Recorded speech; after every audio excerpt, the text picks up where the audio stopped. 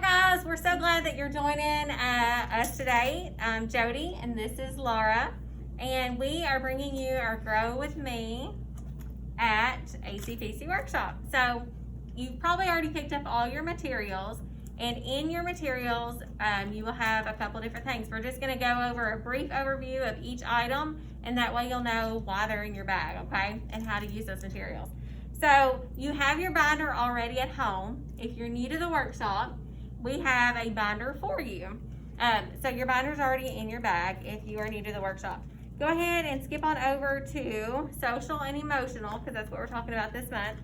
And this is what will go in the back of your binder.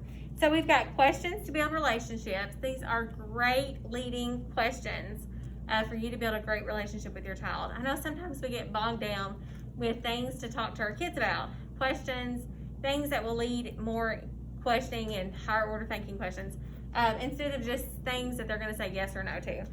So these are great questions you can look over and use. I Can Show Kindness is a great resource, and on the back of that, it's in black and white. So your kid can actually color what they did to show kindness. If they held the door open for someone, have them just to color that in, and they will feel amazing when they get this all colored in. Mm-hmm. It's all about making them feel good about what they've done for others. Mm-hmm. How are you feeling? This is a really good descriptive way for your kids to be able to visualize and pick out how they're feeling. It gives emotion, it gives words for each emotion that they have. This is a kicker right here. You're gonna love this, okay? So if your child has a really horrible day and you have to put them in timeout, because we all know that timeout happens. So when you put your child in timeout, when you go back over to your child, and you don't just say, okay, you're out of timeout now. You're gonna give them reasons and talk to them about why they're in timeout, things that they can do to make it better and maybe not end up there again. So it's a reflection sheet. So you're gonna start with, how are you feeling? So you're gonna ask your child, how are you feeling? And they're gonna be able to put a name to that emotion, hopefully. If not, we're going to work towards that. Well, what happened? See if they know what they did. Then you're going to talk about what should happen next. And then, are you ready to return to whatever they were doing before? Yes or no? And give them that choice to leave their timeout at that time. So this is a really, really good strategy to use. I'm telling you, it is a game changer. Mm-hmm. And this is really good to lead us into our next topic. Yes. So with that reflection page, our main goal with this workshop is to teach your child about emotions, for them to be able to label the emotions that they are feeling and to communicate to you, hey, this is how I feel, this is why I'm feeling it, and to just let them show that they're normal, those emotions are normal, and then how to get through those emotions appropriately instead of having a fit or a meltdown or going to timeout. All of those things. So the reflection page that Miss Jody just showed you, these are also really great emotion cards. They're really simple. So you've got happy, you've got sad, angry, which you could also say mad, and scared. Okay, these would be really great to put on your refrigerator, or in your child's bedroom, maybe on their door or something that they walk by a lot, or even in the timeout. If you have a designated area for timeout, these might even be good to put there, and then say, hey, what's going on? How are you feeling? Are you angry? Well, tell me why you're angry. And then build off of that.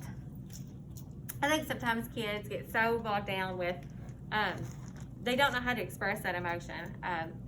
Obviously kids have temper tantrums.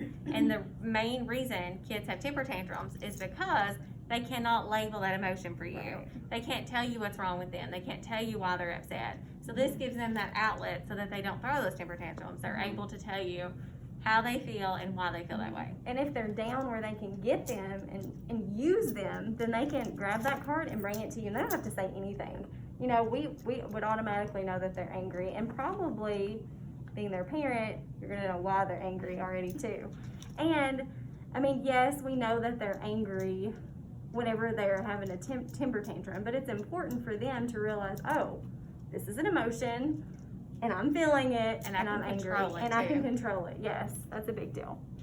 Okay, so Miss Jody and I have included a create a puppet material bag for you guys. Now, this is another fun way to get kids to open up about their emotions. So, they might not just like come to you and say, you know, I'm mad, or they might not even bring you the angry picture, but they might use something else like a puppet to express those emotions, or even a stuffed animal. Like they might talk through a stuffed animal. Yeah, something like that. Because it may be embarrassing for them, or it may be something they're just not comfortable talking to you about. So they may be able to put on a puppet show for their friends or for you.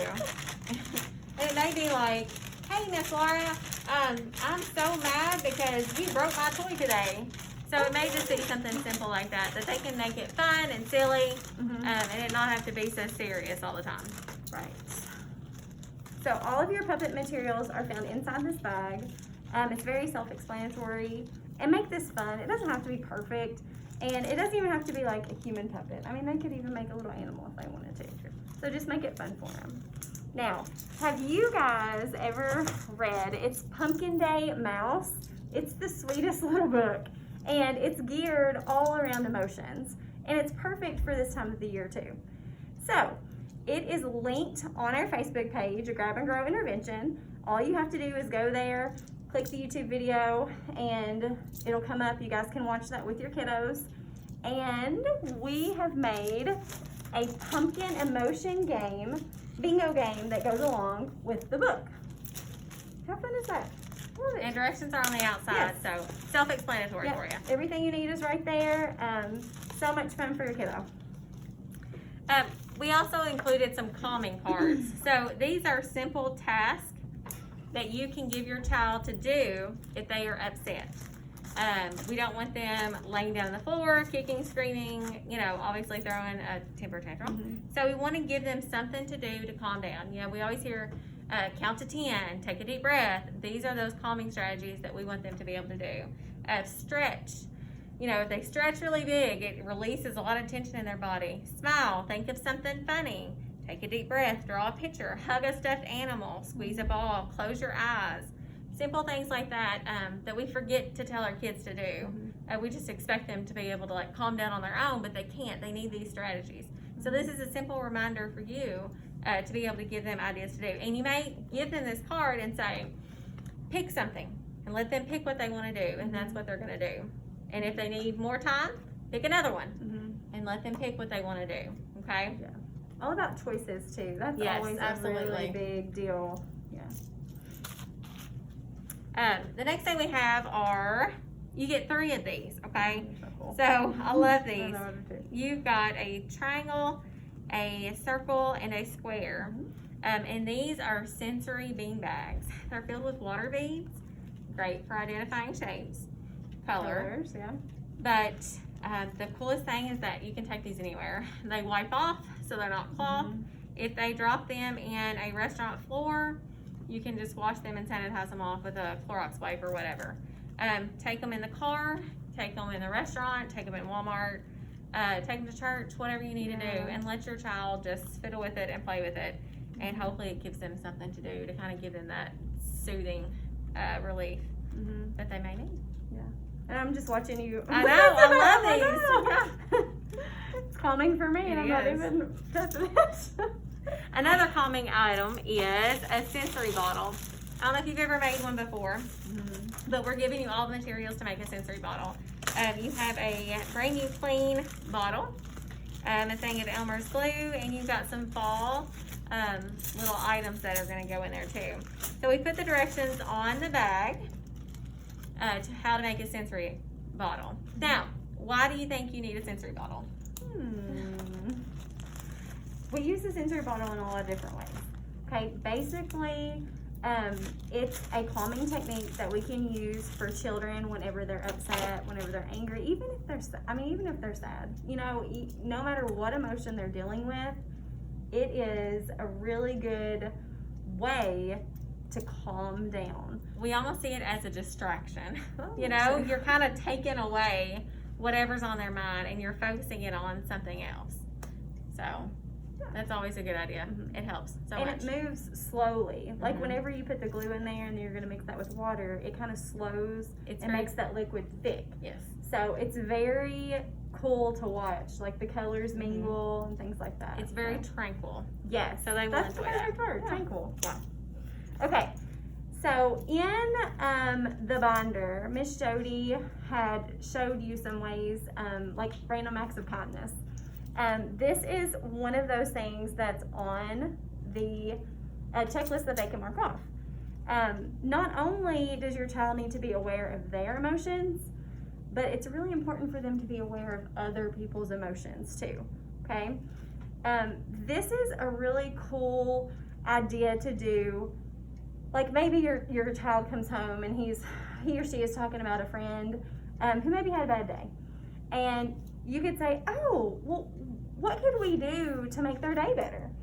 And you could grab one of these cards and just jot them a little note. You could mail it to them. I mean, I don't know any kid who doesn't like to get mail. But they just have these little friendly reminders on them. You're fantastic. You're totally perfect.